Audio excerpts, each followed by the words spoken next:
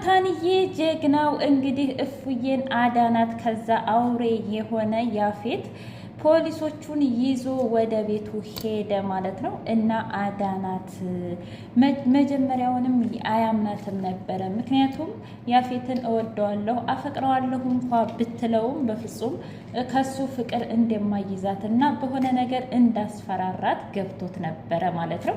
በዛም መሰረት እንግዲህ እሱ እንደምንም ብሎ የተሸነፈ መስሎ አዝኖ ልቡ እንደተሰበረ አድርጎ እንግዲህ ሁላቸውንም አቷላቸው ኤፍራታዬን በጀግንነት አድኗታል። በጣም በጣም ደስ የሚል ነው የእውነት ማለት ነው። እንደዚህ ነው እንግዲህ ናታንን እስከዛሬ ስንንቀው ነበረ። እሱ አይረባም፣ እሱ በቃ ለፍቅር አይከላከልም እያለን እኛ ሁላችንም ስንጠላው ነበር ማለት ነው። ግን የመጨረሻው እንግዲህ ጀግና መሆኑን አስመስክሯል ማለት ነው ናታንዬ። እንግዲህ ያፌት መልካም ሲኦል ብለናል። እስር ቤት መልካም ሲኦል ይሁንልህ፣ ግድ ነው ይገባሃል። ምክንያቱም እነዛን ሁላ ሰዎች አሰቃይተህ እንዲሁም ናታንንና ኤፍራታዬን አሰቃይተሃቸው ነበረ። የሰው ልጅ የሚገባውን ሲያገኝ ደስ ይላል ማለት ነው። የእውነት እኔ ደስ ብሎኛል። እስኪ ኮሜንታተሮችም አስቀምጡልኝ ያፌት በመያዙ ማን ነው ደስ ያለው ማለት ነው። የእውነት በጣም ደስ ይላል።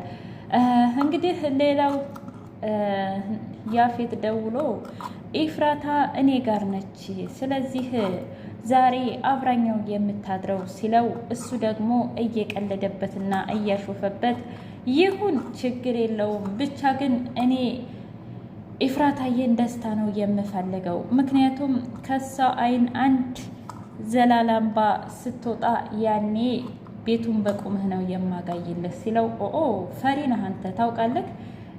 በዚህ ልክ ኤፍራታን ትቆርጣለህ ብዬ በፍጹም አልገመትኩም ነበር፣ ግን አንተ ፈሪ ነህ ሲለው አይ ወንድ ልጅ አይናገርም ያደርጋል እንጂ በማለት ልክ ልኩን ነገረው።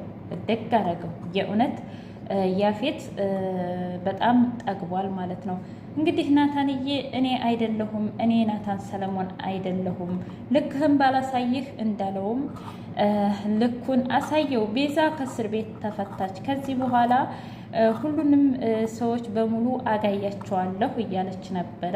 እንግዲህ የቤዛ ክፋት አሁንም እንደቀጠለ ይገኛል። ምክንያቱም እስር ቤት ምንም ነገር የሆነችው ነገር የላትም ማለት ነው። እዛ ምግብ ብታጣ ምንም ብትልም እንኳ በፍጹም ክፋቷ አሁንም እየተቀየረች አይደለም። ምክንያቱም ሂዋን እንኳ ልትቀይራት ብትሞክር እንዲሁም ደግሞ ምሳሌ አድርጋ ብትነግራትም እንኳ በፍጹም ልትሰማ ፈቃደኛ አይደለችም። ሰላም ውድና የተከበራችሁ የቻናሌ ቤተሰቦች እንዴት ናችሁ? ሁሉ ሰላም ሁሉ መልካም፣ ምን እግዚአብሔር የተመሰገነ ይሁን። ሰላም ነኝ። ለዚህ ቻናል አዲስ የሆናችሁ ሰብስክራይብ በማድረግ ቤተሰብ ይሁኑ። ነበር ቤተሰቦች ደግሞ ስለምትከታተሉኝ ከልብ አመሰግናለሁ። እንግዲህ ሐረግ ድራማ እንደቀጠለ ይገኛል። ኤፍራታዬ እንግዲህ የኔ ጨረቃ እስኪ ንገሪኝ፣ ከኔ ማን ነው እንደዚህ ከኔ የበለጠብሽና ልብሽን ያሸፈተው ወንድ እስኪ ንገሪኝ ሲላት፣ አይ በእርግጥ እኮ አንተም ታውቀዋለህ አለችው። ማለት እኔ የማውቀው ወንድ ነው እንዴ? ንገሪኛ ምን ችግር አለው ሲላት፣ አይደብርህም አይደል? ኧረ እኔ አይደብረኝም። ደግሞም እኮ ያንቺን ደስታ አይደል የምፈልገው? ፍቅር እኮ የራስን ስሜት ብቻ ሳይሆን የሰውንም ስሜት ማክበር ነው በማለት መለሰላት። ከዛም በኋላ እንግዲያስ ያው እቅርባችን ነው እኮ አንዳንድ አትበይ፣ ዙሪያ ጥምጥም አትሂጂ፣ ንገሪኝ። እሺ እንደዛ ከሆነ ያፌት ነው። ምን? ከመቀመጫው ብድግ አለ። ቆይ ምን ሆን ብለሽ ነው ያንን ሰይጣን ያፈቀርሽው? እየቀለድሽብኝ መሆን አለበት አለ። አይ እየቀለድኩብህ አይደለም የኔ ናታን። ደግሞስ ያኔ በህገተኝ ጊዜ ሲንከባከበኝ ምን ሲለኝ በቃ በዛው ወደድኩት መሰለኝ። አይ አንቺ አብደሻል፣ በትክክል ጭንቅላትሽ አይሰራም ብሎት እንግዲህ ተናዶ ወጣ። ከዛም በኋላ ቢኒዬ ጋር ሄደና እች ልጅማ አብዳለች፣ እች ልጅማ አብዳለች፣ ጭራሽ ከጠላቴ ጋር እያለ ማበር ጀመረ፣ ምንም ሳይነግረው ለቢኒ። እኔ ምልክ ናቱ እስካሁን ከመጣህ ጀምሮ እኮ እያበርክ ነው እንጂ ለእኔ ምንም ነገር እየነገርከኝ አይደለም በማለት መልስ መለሰለት። ምን ልበል ብለህ ነው እኮ ንገረኛ፣ ምን እንደሆንክ ከዛም በኋላ እኔም ልረዳህ የሆነውን ነገር የተፈጠረውን ነገር አለው። ታውቃለህ የኔ ጨረቃ እኮ ነገረችኝ። ምኑን? ማንን እንደምታፈቅር? እውነት? አዎ። እሺ ማን ነው? ያንን ሰይጣን ነው እኮ። ያ ሰይጣን ማን ነው? ብዙ ሰይጣኖች አሉ አለው። እንዴ ከያፌት ሌላ ማን ሰይጣን አለ? ምን? እየቀለድክ መሆን አለበት ሰውየው፣ ተሳስተህ መሆን አለበት አለው። አረ እኔ በፍጹም አልተሳሳትኩም። እና አይንህን እያየችህ ያፌትን እንደምታፈቅረው ነገረችህ? አዎ ነገረችኝ። ከዛም በኋላ አይ ይህማ የሆነ ስህተት አለ፣ በፍጹም እንደዛ አታደርግም አለ። አይ እንግዲህ አንተ ያመንከውን እመን፣ እኔ ግን አምኜ ተቀብያለሁ። ደግሞም ፍቅር ማለት ላፈቀሩት ሰው ደስታ መኖር አይደለም። ስለዚህ ኤፍዬ ብቻ ሰላም ትሁን እንጂ ብቻ ይመቻት እንጂ ምንም ችግር የለውም። እኔ ራሴን መንከባከብ አያቅተኝም አለ። ከዛም በኋላ ቢንዬ ኧረ ተው በጭራሽ እንደዚህማ አይሆንም ናታን ተረጋጋ አለው። እስኪ እንዴት ልረጋጋ ንገረኝ? አይኔን እያየችኝ እኮ ነው። ጭራሽ እኔ አላቃትም በማለት መልስ ሰጠ።